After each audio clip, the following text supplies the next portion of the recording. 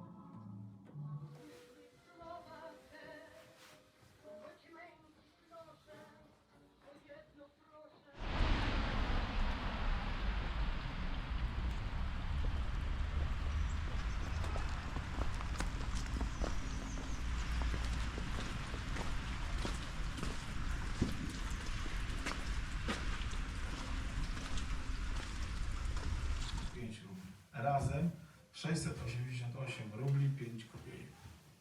Porównanie. A.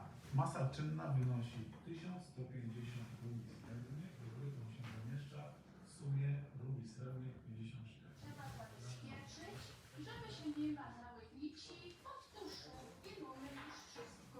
Przypinamy szpilkami.